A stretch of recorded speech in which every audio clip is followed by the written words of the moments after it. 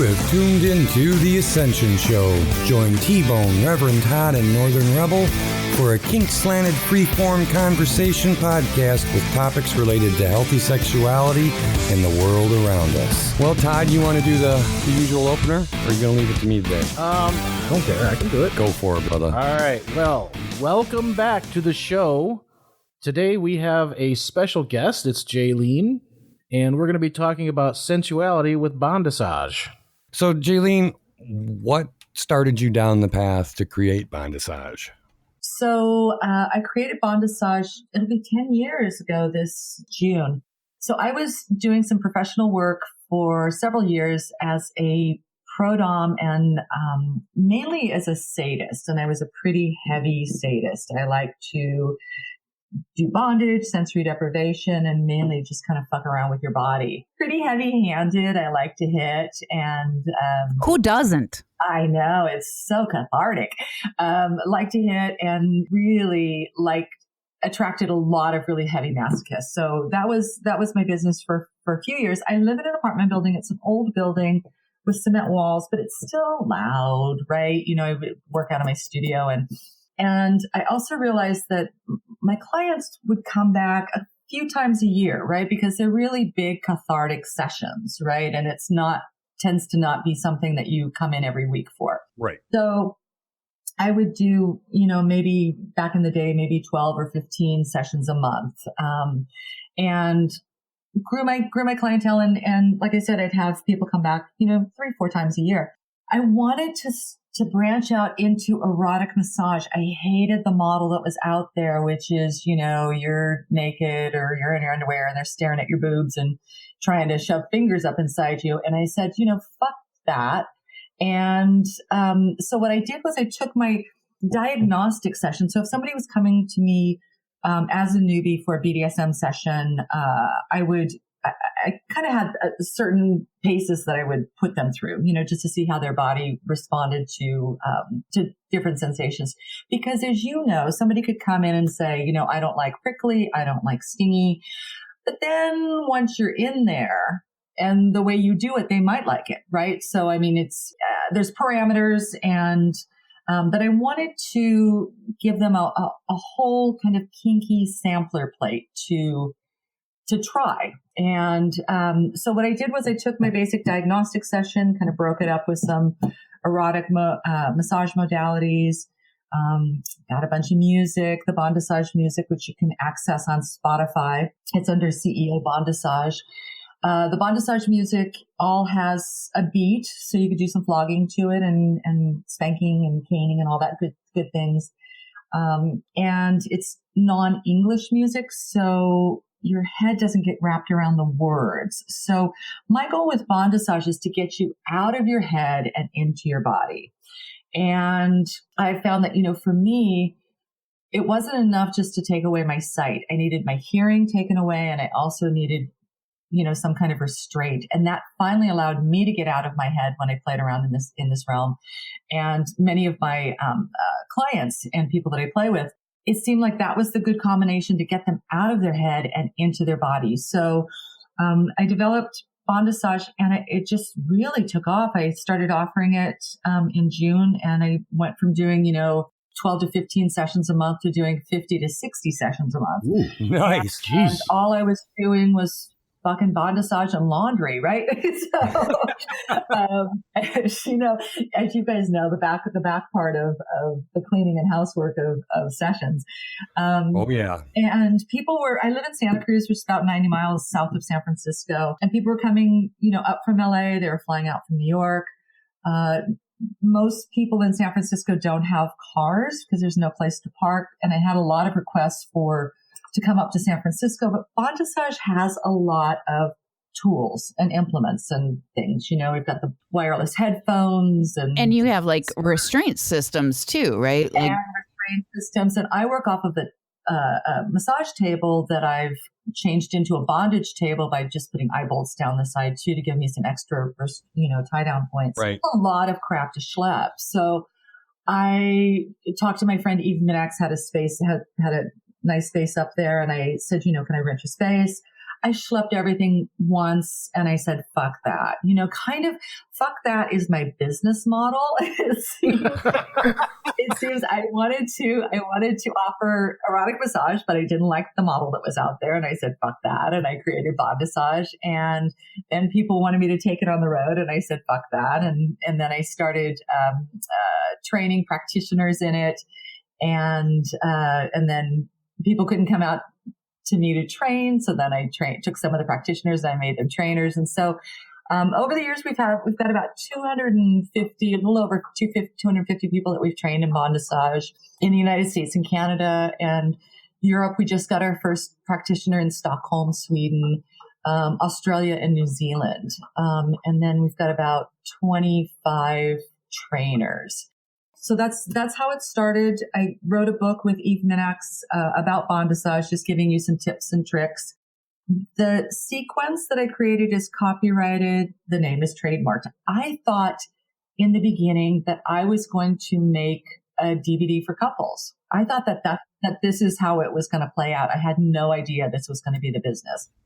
Isn't that often like what happens? Because Absolutely. When I started out with the club that we run, Mm-hmm. I didn't intend to run a club at the start. Right. It just sort of morphed into it. Yes.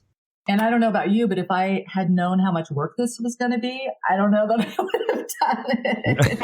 I don't know. At the beginning, I didn't have a computer. I didn't know how to copy and paste. And now, I know marketing and SEO and all sorts of stuff that I wish I didn't know, but it's good. So over the years in 2012, we wrote the book, and that's out there. And then 2 years ago, I created an online course based on the book that comes with a curated shopping list, because I would assume you guys have done the same thing. I have spent so much money on toys that I hate. Oh, yeah. I can't tell you, it's probably $30,000, $40,000 on things that, because everything's at least $150. No, I just make my own. I know. Oh, aren't you crafty? That's so wise. Fuck that. I said, fuck that. And I made my own. Fuck that is a very good business mantra. Good for you. Yeah, I have a couple of people that make toys for us, like beaded floggers and things. And it's really fun. So I created the online course, and then last year people wanted more videos. And so I created the advanced course that has about 100 videos, really short videos, like 5 minutes, that break it all down and show you the different ways you can play within this world. The online courses in the book do not contain the sequence. The sequence is for practitioners, but there's so much information in the books and online that you could just have fun. You could take it, just do little nibbles for vanilla people, people who are just dipping their toes in the water. Just take a couple little things and start slow and kind of expand. Or you could be like Tony and jump into the deep part. She literally did too, because she was brand new to the lifestyle when she ran across me.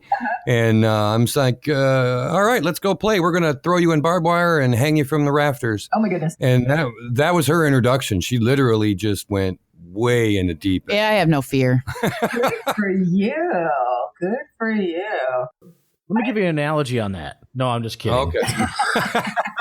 I know you're kidding. Now, see, we've had requests to do a sensual episode, so this is kind of perfect for the sensual episode. So you were more of the heavy sadist, kind of like me and Tony are. Todd's more of he's a sadist, but he's more into the heavy humiliation, I believe. Mm-hmm. So being that you're from that side of the fence, what enticed you into the sensual side? What made the sensual side so exciting for you? Well, it can be as tormenting as hitting somebody really hard, right? The sensual, the sensual can be as profound as, a heavy bondage scene or a heavy corporal scene. I just didn't, it didn't really appeal to me before. And then, I don't know, maybe it's age, maybe it's just exploring into different things. But I think reaching new people and bringing new people kind of into the fold was exciting for me to bring people who were just had no idea, or maybe who had seen 50 Shades, who wanted to try some things. So you were becoming the gateway drug. I'm the gateway drug. There you go. Well, you're appealing to people who aren't as heavy of a masochist. Correct. And giving them a lot of ways to play safely within that realm, and also giving a lot of pervertibles, right? So a lot of, we go deep into, the way you can use implements around your house, go hit Home Depot or, Orchard Supply or the cooking store. Keep me away from Home Depot. I know. But you don't need to, like Tony, you can make your own implements. The beauty about Bondassage is because of the sensory deprivation, you can use really mundane toys like my favorite, which are vibrating electric toothbrushes. And the recipient doesn't know what you're using, right? So they have no context to the sensation they're receiving. See, now I think that you could totally get with that hypnosis dude. Oh, yeah. And have some really fucking fun. Absolutely. And that's been, that's kind of been, on the list of things in the future that we want to expand into, doing some erotic hypnosis, subliminal, stuff would be fun too. But it's, again, it's not my thing. In my personal practice, I don't really do a lot of talking to my play partners. Right. I like to fuck with their bodies and their energy. Gotcha. So you basically turn pain into something sensual, which is torturous. Absolutely. And it's not that you can't increase I don't want to use the word pain because it's hard to get away from that. Right. Because in the beginning, I was, my tagline was kind of like, fascinated by BDSM, but not into pain, try Bondassage. But the pain thing, even though you said not into pain, people associated Bondassage with being painful. And, as I train practitioners, I always want people to come back for more. We can always go deeper. I do the sequence on everybody the first time, and then I pretty much do free form after that I keep track of what their bodies respond to and what they like and what they didn't respond to. And we can just totally expand on that. The thing with Bondassage is building up the energy, building up the erotic energy, and then spreading it out through the body. So it's like building up the energy in tie and tease and then spreading it out, and building up to a different peak and then spreading it out. It can be a very, very trancy experience for the receiver, to play with all that energy in such a, such a prolonged time. Generally, a session's about a 90-minute session. That's the sequence is 90 minutes, but you can do anything from, a 20-minute quickie to, 4 hours, depending on your energy. Right. Makes sense. Pretty fascinating, yeah. Are they always associated with sensory deprivation? Yes, yeah. I really think the crucial things in Bondassage is the blindfold, the headphone connected to specially selected music, and restraint. So it really is about, you have to incorporate that to get the person out of their headspace. Yeah. Bring them completely out of their current headspace, bring them into sensation experience with the body. And don't get me wrong, I totally get into sensory deprivation and administering sensory deprivation because it does exactly like that. It does what you said. Mm-hmm. It totally brings people out of their head. It'll also fine tune you into your body, your senses. The senses that aren't blocked will become more alive and heightened. Therefore, it will just add to the entire experience and sequence that you're going through, because every touch is going to be intensified that much more because your body has to concentrate on its sensory input that way. Correct. That's an interesting way of going about it for sure. And then back in the day, I would, before Spotify and all this, I used to have all the music on different CDs. And so I would send my clients home with a copy of the CD, a copy of the music that they were listening to, so that they could pop the music in the car and listen to a piece and remember exactly what I was doing to them. Oh, okay. Is that therapeutic for them? Do they get into that headspace again, or? Yeah. It's fascinating. It's like the scent, it's like smell, it's like smell history too. I have a friend who who liked to take oregano and crush oregano underneath her sub's nose when they reached orgasm, so that anytime he walked into a pizza parlor, he would smell oregano and think of her. Right? Honestly, good pizza makes me orgasm quite frequently. Yeah. So, Gotta love those associations. Really good pizza is hard to find, so it's worth a boner. It's that time of year again. Join Chaos Talent Saturday, March 17th at the Token as they present Astera, the celebration of winter to spring. Fire dancing, performances by the Chaos Fire Troupe, complete with a dungeon to get your kink on. Come celebrate the season of spring the proper way with live drum circles, fire dancers, pagan music, beer drinking, and half-naked beautiful women dressed as woodland fairies and nymphs. An aphrodisiac spell will be performed on stage by a live witch. Pre-sale tickets online, $20. Tickets available at the door for $25. For more information or tickets, visit Chaos Talent on Facebook. So how you teach this in person and online, or just online now? No, both. Teaching in person and online. So I train practitioners in I certify practitioners in the technique and trainers in the technique so they can teach other people.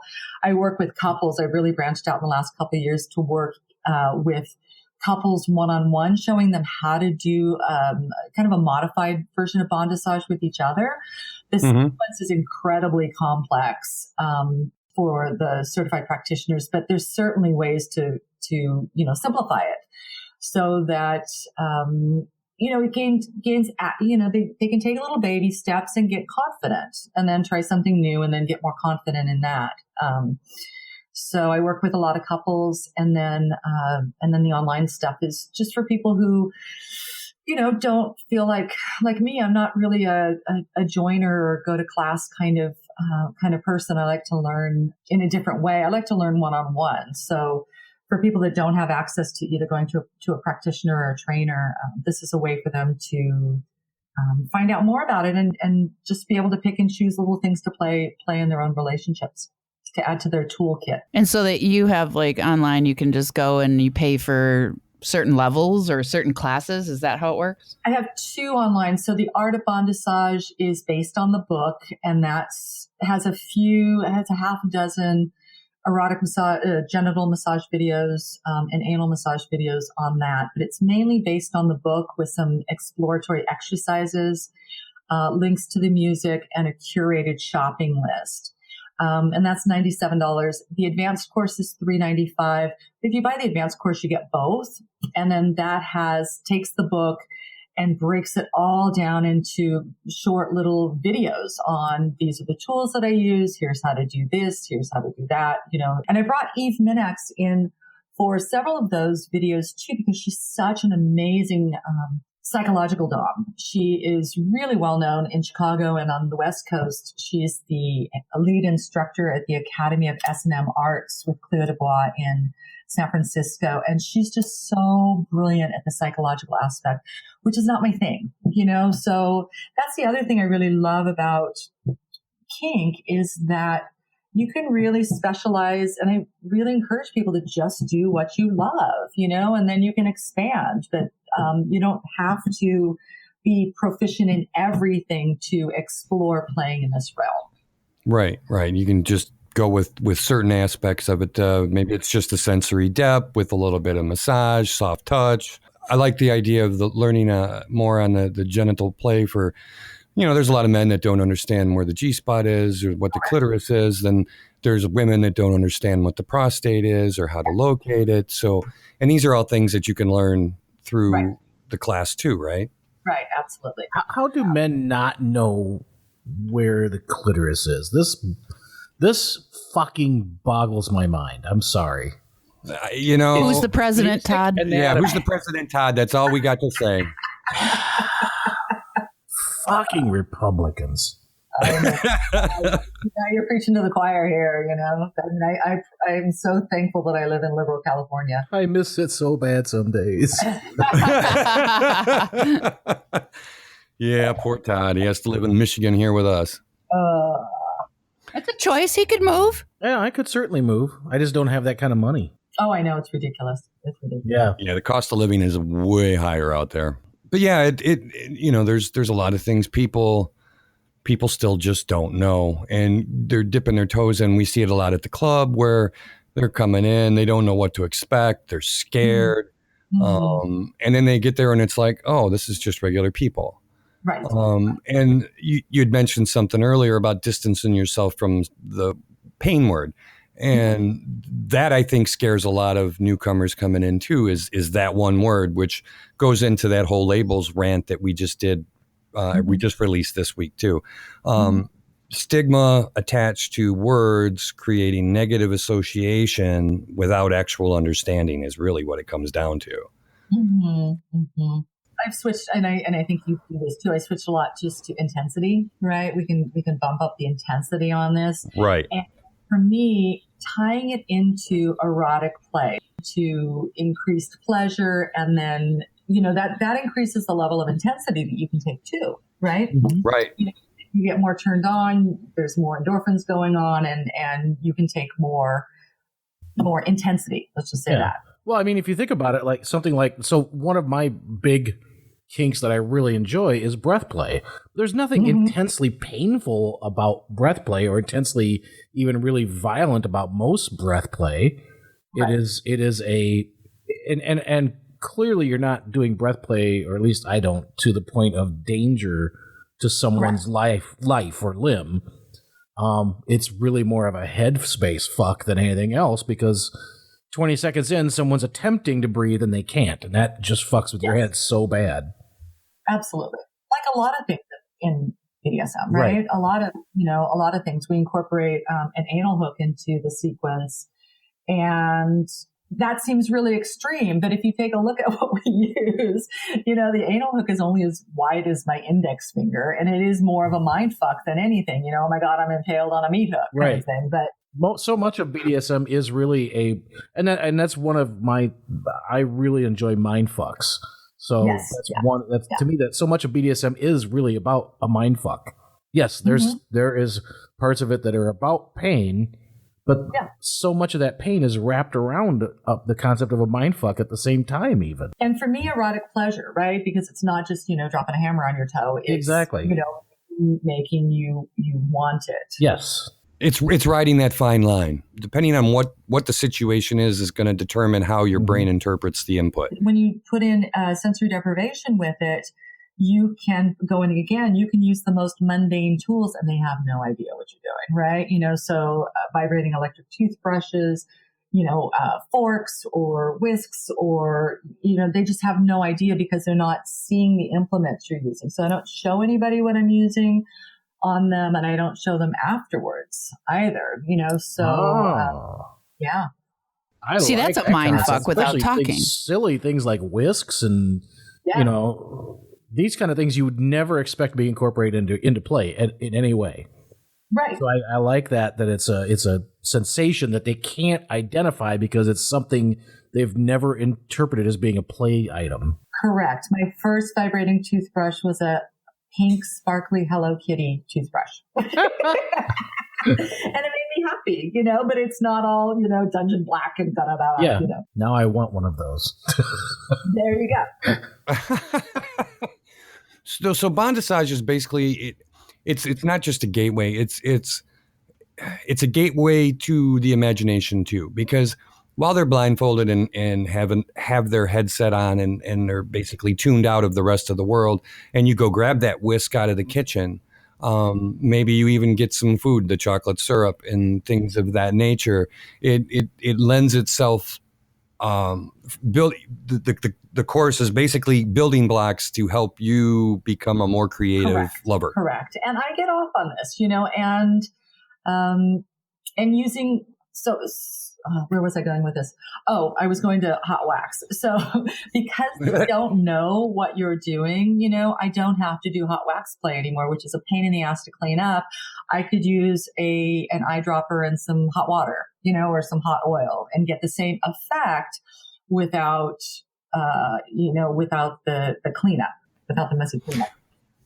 a mind fuck thing I used to do was with knives, tracing knives. That's a very popular play thing. So you would take like a hot oil, and you would hold that next to the knife. So as you draw the knife, you're squeezing a little bit of oil so that it beautiful. So it feels like blood. Oh, I love it. Right. Yeah. And then that oil starts to run down their back and they think that they're actually cut and they're not. Yeah. It's just that mind play. Right. There's nothing more fun than some mind play at times. Oh, absolutely.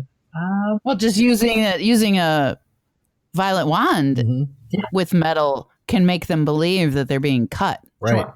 All I know is violet wands and me, never again. I don't like them. No. I'm bringing mine tonight.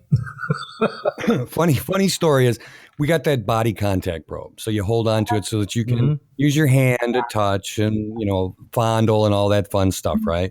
We're having a ball with it. So I decide, let's fuck. Oh. Yeah. Oh. That was not fun. Oh, Paul. Out of the tip of my dick, as I started to insert it, it sparked out, and that was it. I thought it was funny. That's like just the unpopular. Yeah, I thought it was still funny. Yeah, I'm not an X-Man. I didn't feel anything. It was cool. Audi became an innie. Now you know how it feels, motherfucker. Yeah. Oh, okay. Go ahead. I didn't mean to cut you off. But. No. Electrical play. We do a little bit. I have a neon wand with the body thing.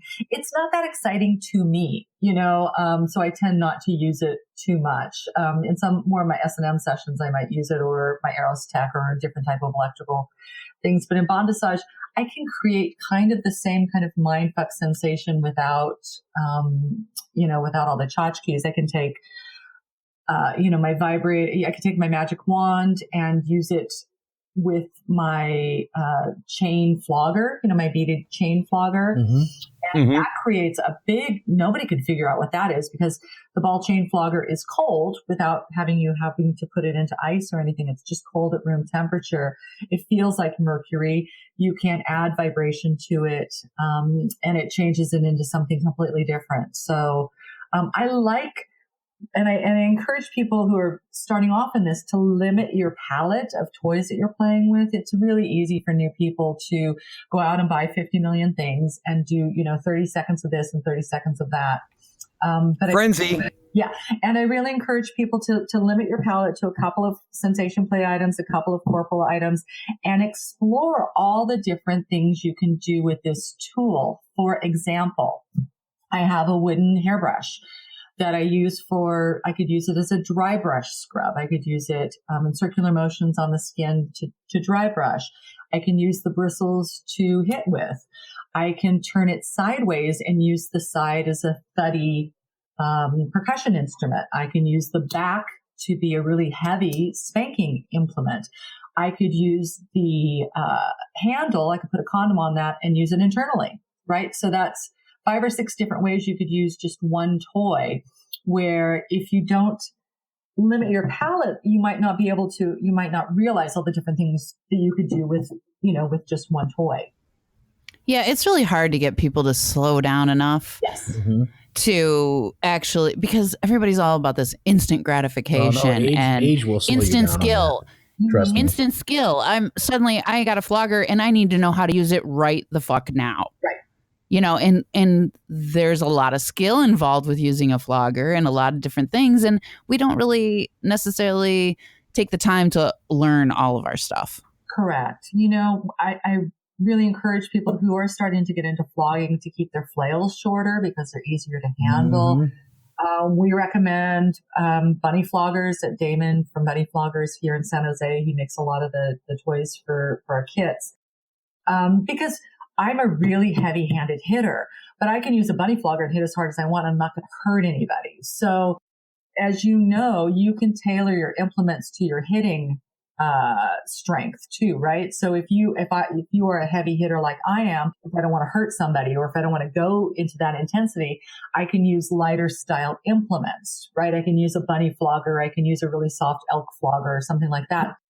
Conversely, if somebody is a very light hitter and they want to go deeper, as you know, it's not hitting harder, it's changing your implement, right? Don't hurt yourself or hurt your sub by hitting harder and perhaps not making them hard and hurting them. Switch up your tool, Yeah, and I will say, like, when I first learned to flog, I actually spent like weeks practicing on a couch pillow. Sure. Yeah, that's Put a couch pillow on the couch and just practice with distance and where my level of control was and how much of the flails I wanted to hit. And practicing is great. You don't have to have a human. Just practice on a pillow. You don't. I think that's what we fail to realize is that we don't need to have a human to practice. Yeah, that's correct. And it's nice to have some. And if you are in a relationship or you want to practice these skills, it's nice to have a set time kind of to use as a lab or a testing ground. So like, Wednesday at set from 7 to 9, we're just going to try some different toys. It's not a scene. We're just going to, do skill building kind of thing. Right. And try things out so that you feel more comfortable and confident when you do go take this into a scene. Right. And there's nothing more embarrassing than, going into a scene and then smacking yourself because you thought you knew what you were doing, but you didn't. That would happen. Everyone, right? It does. Well, I've been in the lifestyle for 20 years now, and I still smack myself. So, you're never going to get away from it. I teach whip. I teach people how to throw whips, and I run a whip class throughout the summer. Wonderful. And one of the things that you have to get over when you're learning a whip is that it's going to bite you. Yep. So it doesn't matter what you do, you're going to get bit by that whip when you're learning how to throw it. It's just the way it is. So make sure you get goggles on. Yeah, exactly. Because I do a lot of trick throws and I like bull whips. And so I'm doing all kinds of funny stuff. And they're, I want to do that. Well, let's show you this first. This is going to get you hurt. Let's teach you something that's not going to hurt first. Absolutely. Thank God for all the plethora of, BDSM 101 classes that are out there, that all these dungeons are creating, really wonderful spaces for people to go learn some skills, Well, I think the movement is trying to help change society's perception. Yes. Because society automatically thinks that it's dark, it's sinful, it's only bad people do it, and there's such a heavy negative connotation to it. So anything we can do to help change perception will help us all. Seriously, just get them to one party, because the predominant response to pain that or any kind of like heavy session that I have seen and heard in everywhere is laughter. Mm-hmm. The number of people who giggle and laugh on a St. Andrew's cross while being beat is beyond my imagining what it ever would have been before I went into the lifestyle. Isn't it fascinating? I know I'm a big giggler too. It's like, you're doing it right when I giggle, Yeah. Yeah. And people don't ever believe that's what it is, Well, it's all about having fun.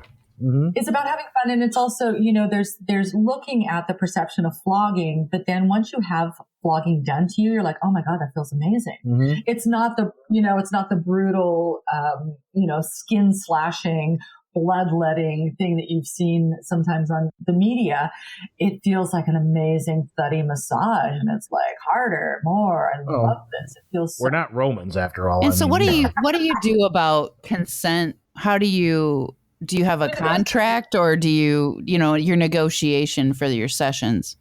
Well, I always sit down with my person before we do that, and I kind of just go over the overview of Bondassage, which is sensory deprivation, light bondage, sensation play. I call it body percussion and not corporal punishment. Right. Just kind of rebrand it so it's easier, more palatable. I ask if there's any, body things I need to know of, any medical issues, anything like that, any kind of shoulder injuries, especially because when they're face up, I like to tie their hands above their head. It makes it a more vulnerable position.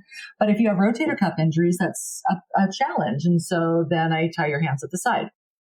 So there is that. I tend not to give somebody a safe word the first time. And I tell them, this is not a BDSM session. I am not going to push you, past. If something comes up, just let me know. If you get a cramp in your foot, your nose, you need to blow your nose, just let me know and we'll stop and we'll we'll address that.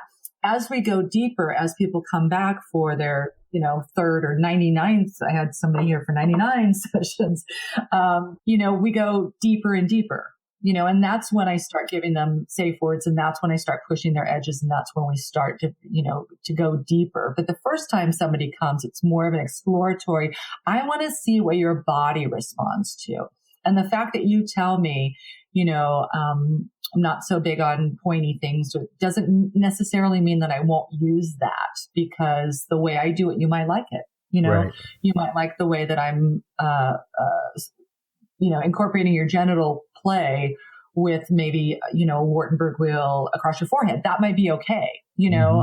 I think that's the thing is that for people who've never had any kind of BDSM play, they probably have a little more open mind, where might get somebody who may be who has some and maybe all bad experiences with it.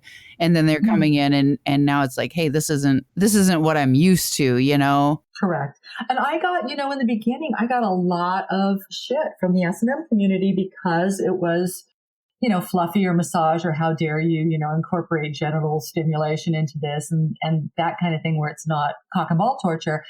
And I mean, you can go to my FetLife page and see my heavy bondage stuff and my double fisting and all the other stuff that I do.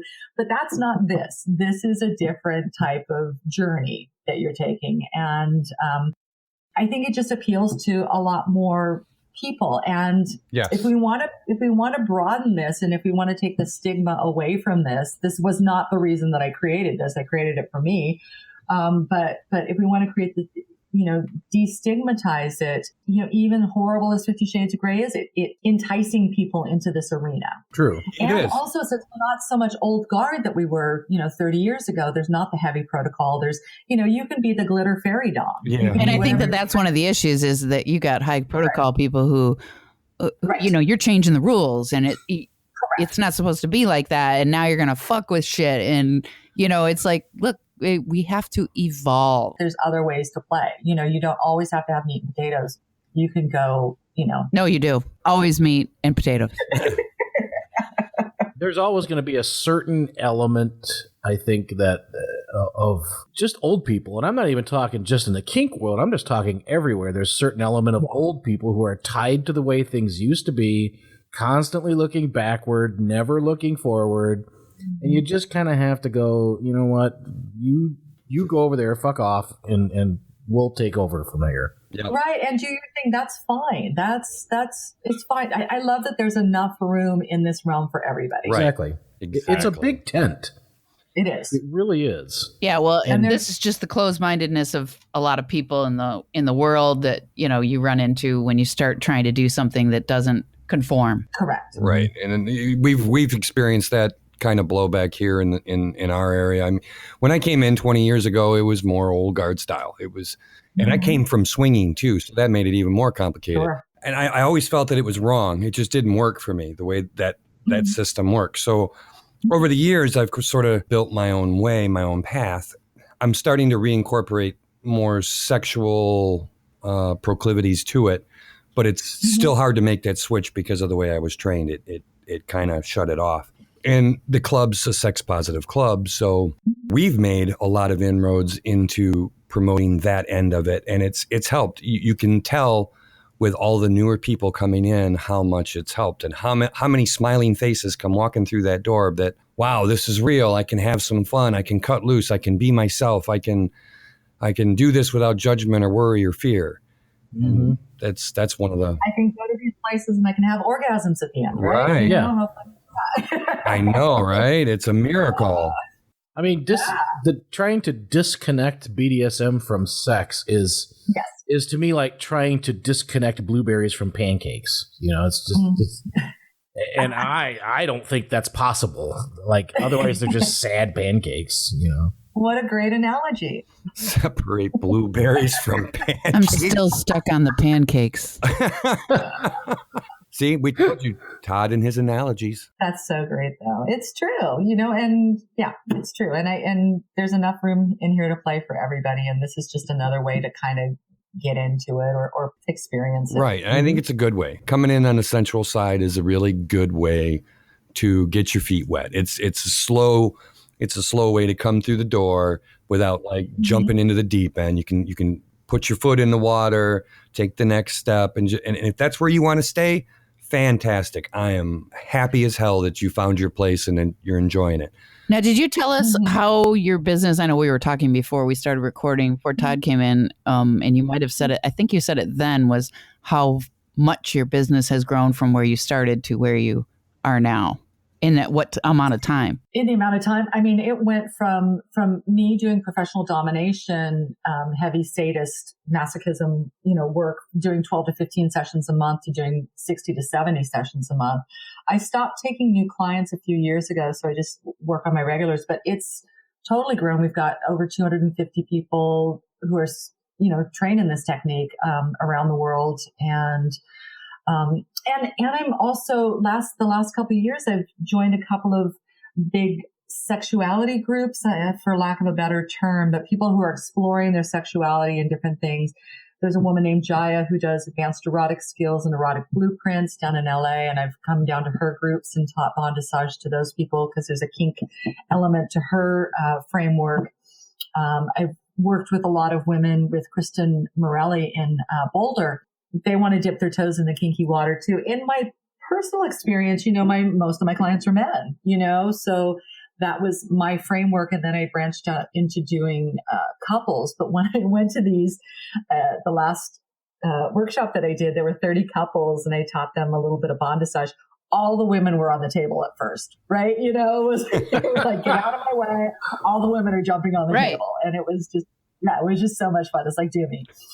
But women also love doing it, giving it, because I don't want to say it gets the guys out of the way, but guys are so wired to run everything, right? And be in charge and run the fuck, for lack of a better term, and to get them tied up on the table. And then I get to do what I want to your body, and play with your body and show you how I can play your body, really opens up your relationship. I think that men, especially more traditionally dominant men, see that as a form of submission. And because they were taught that, they're not ever submissive, they're always dominant, that it's very hard for them to do it. But to me, I don't view it as submission.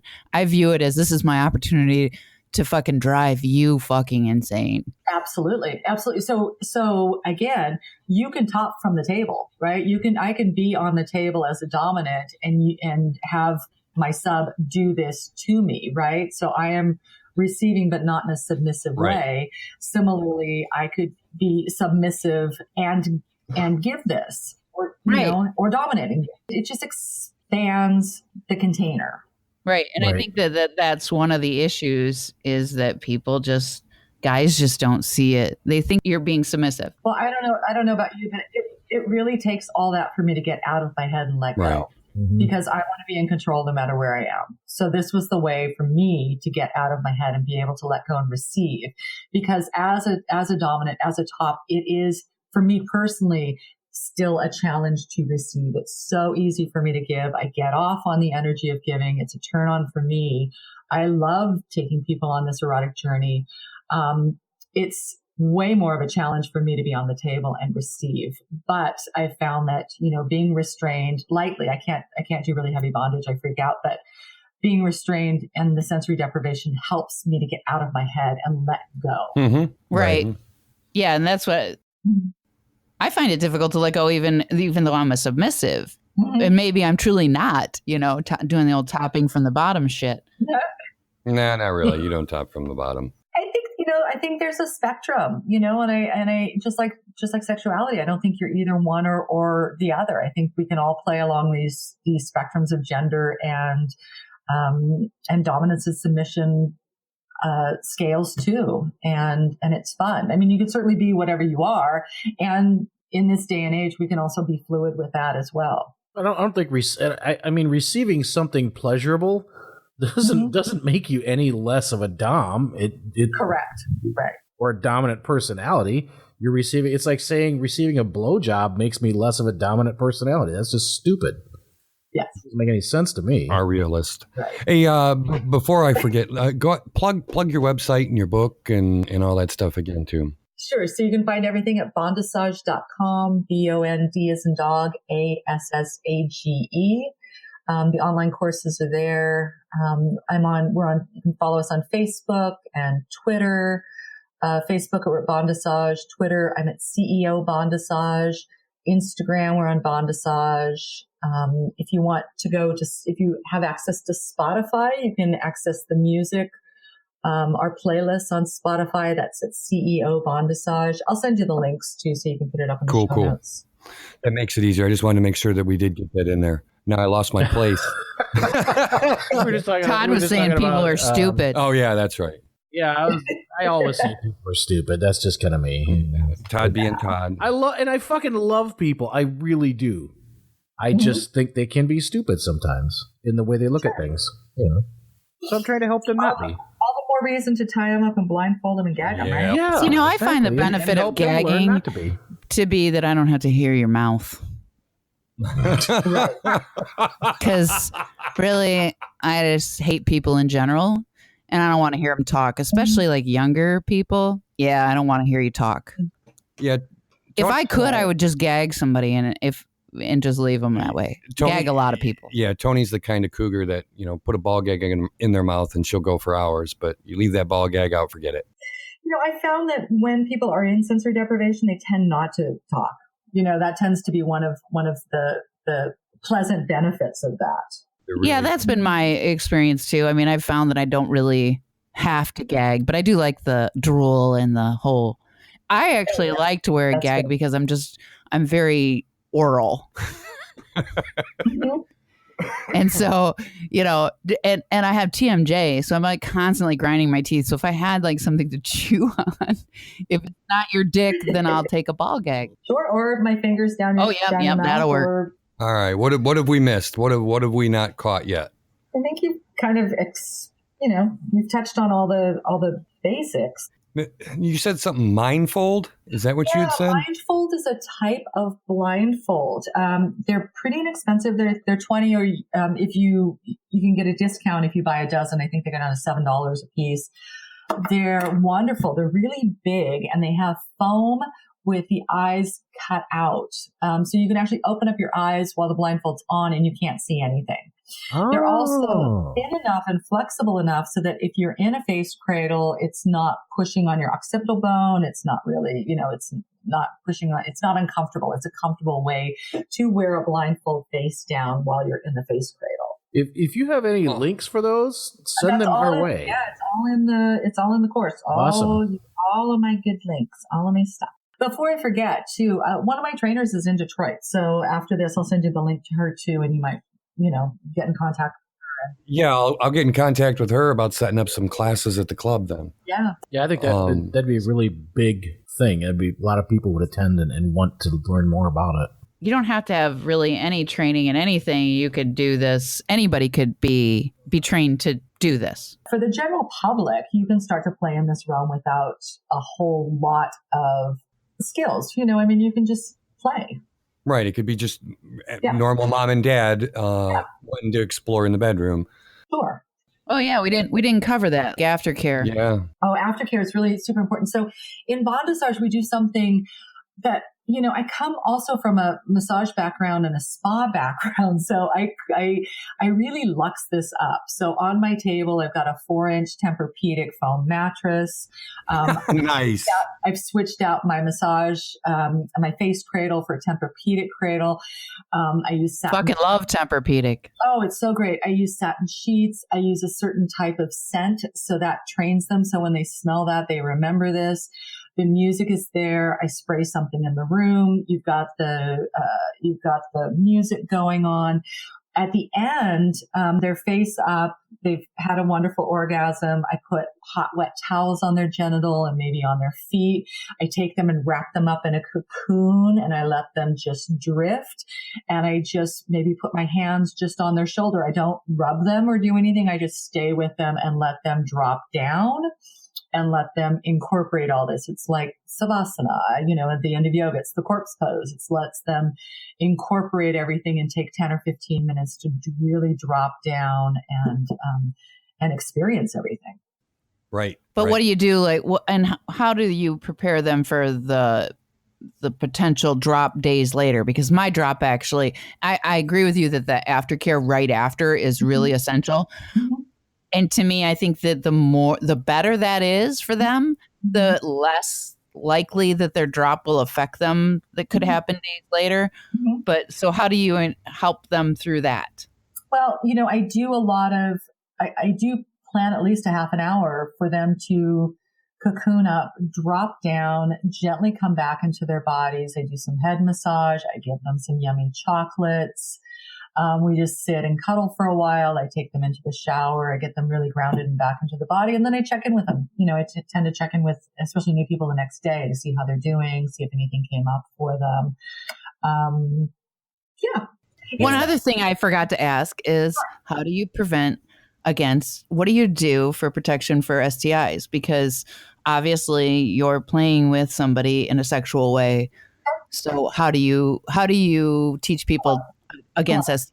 Yeah. So gloves on any kind of body fluids, any kind of internal play. I put condoms on all my internal toys. Everything insertable is condoms. Everything that we do with genital play or anal play or internal play are through gloves. If I'm going to do some kind of, say, like flogging, say somebody is wanting a little bit more intense sensations, and say they've been to me a couple times and I notice that they like a lot of cock play, I might throw a satin sheet over their genitals and flog them through the sheet, right? So I can do this kind of play without having to deal with the body fluids. Okay. That's a good idea. Yeah. Interesting. I like that. Yeah, just throw a sheet or a barrier and flog them through that. Yeah, everybody's okay with that. Yeah, cool. I'm pretty sure once they're at that point, they're okay with pretty much anything. Pretty much anything.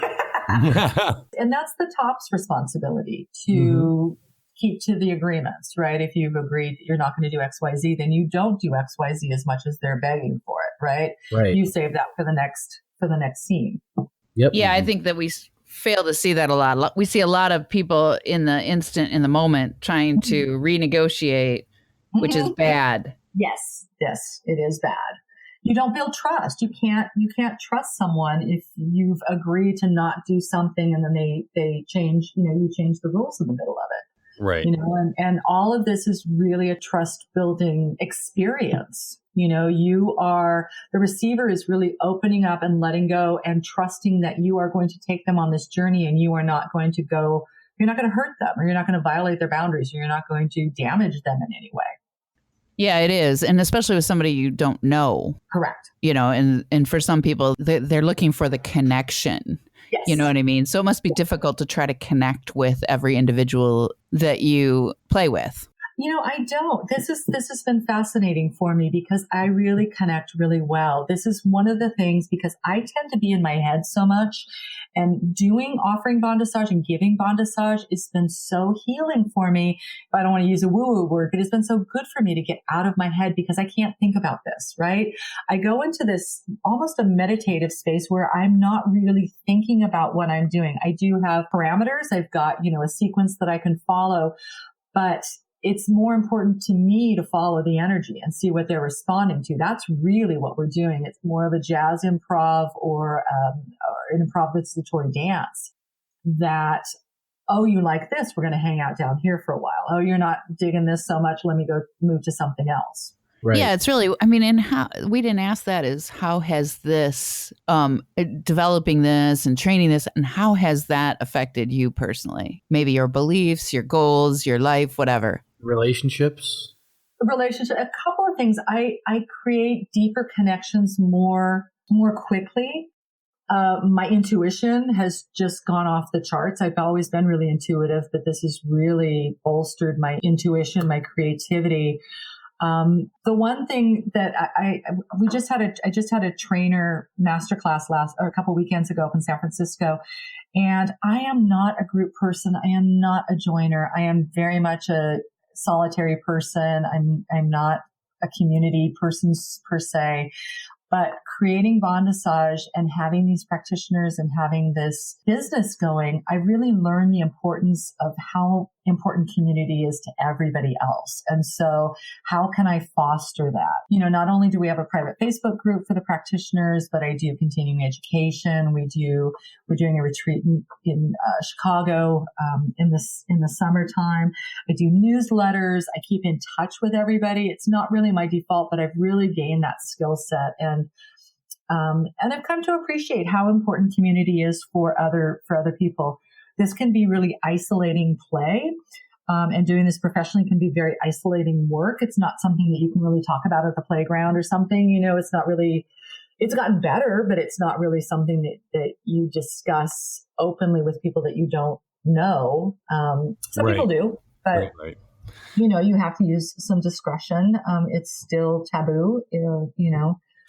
Well, I just received a book. I get giveaways, so I get authors' books and stuff, and it was about the transcendent leader, and it was specifically about how 15% of employees are motivated by money, or 15% of their motivation is money, and 85% is that feeling that they make a difference and that they belong. Right. Absolutely. And I think that that's very important to people in general, not just their work, but their life. They want to know that. I want to know that what I'm doing is contributing to society, that what I'm doing is important. I think having that is one of my values, that what I'm doing matters, you know, and changes people's lives. Right. Otherwise, why do it? Absolutely. And that goes into the question you'd asked earlier about, so you still enjoy doing this podcast after doing it for so many months? Yes, for the same reasons. It's making a difference. It's actually re-engaged my brain, where it's gone numb after being in it for so long. There's so many things that I'd forgotten and just grown numb to. Absolutely. And now it's helping to re-engage me. And in some ways, it's made the lifestyle almost feel new again, which is a feeling I haven't had in a very long time. Isn't that great? It does. It really does. When I work with new people, you just see their eyes light up, and it's like they're looking at the world through a different lens. Well, you can be vulnerable. You can not be vulnerable when you close off to other people. You know, Absolutely. When you open up like that, you yourself are being vulnerable too. And I think it's healthy for everybody. And so rewarding. I mean, I don't want to just go through the motions. I want to connect with people. I just like to connect one-on-one. I'm not a big group connector. I like to connect one-on-one. That's my main way of communicating and connecting with other people. And so I've just been really blessed that this has taught me so much about myself, and to go deeper with the people that I play with. It's just really been evolving. It's just really been pretty miraculous. Awesome. Any final thoughts, you two? This has been like way more informative and way more educational than I ever would have thought it was going to be. So I'm very happy with the way this episode went. I learned a shitload. Yeah, I don't get to learn a shitload frequently because I'm a really smart guy. So it's nice to learn a shitload, you know? I agree. I think that it sort of brought home what I already thought, which is that it's okay to bring that level of sensuality into play. That it doesn't mean, you know, I think that the society with the monogamous relationships and, you know, it's not okay to touch people sexually, you're cheating, that whole shame that's involved in that, it sort of says, no, it's okay to give somebody else pleasure and you're getting pleasure. And it doesn't mean that you're going to fuck them. It doesn't mean that you're emotionally attached to them in any way.